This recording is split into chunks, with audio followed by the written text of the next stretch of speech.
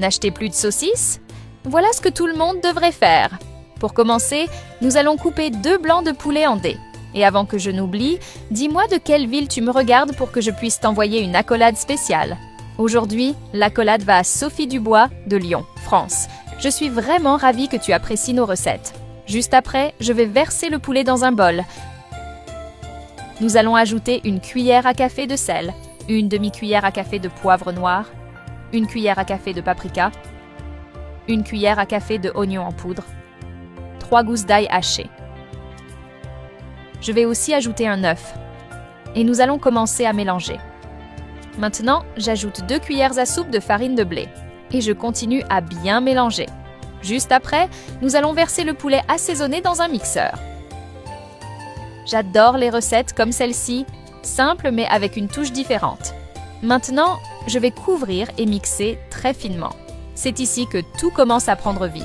Ensuite, nous allons prendre de petites portions de notre préparation avec une cuillère et les déposer sur du film alimentaire, de cette façon. Dis-moi ce que tu penses de la recette jusqu'ici, j'adorerais le savoir. Puis, je vais refermer et bien envelopper la préparation en lui donnant la forme d'une saucisse. Nous allons couper l'excédent de film alimentaire et je vais la placer sur une assiette. Je vais répéter le même processus jusqu'à façonner 3 saucisses.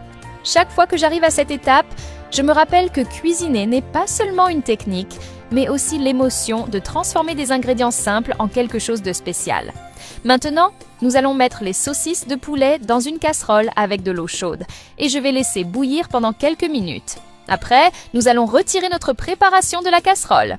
Dans une poêle, je vais ajouter un filet d'huile d'olive et ensuite, nous allons faire frire les saucisses. Elles prennent exactement la texture que je voulais. Je vais les tourner pour m'assurer qu'elles dorent uniformément. Après quelques minutes, nous allons retirer les saucisses et les placer sur une assiette. Crois-moi, le résultat est incroyable. Nous allons utiliser 2 pains à hot dog.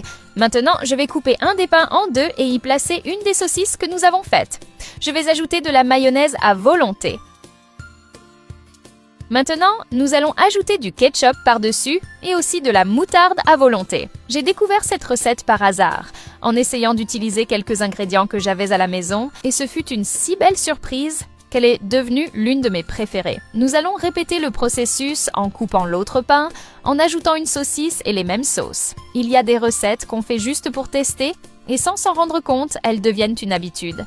C'est exactement ce qui s'est passé avec celle-ci.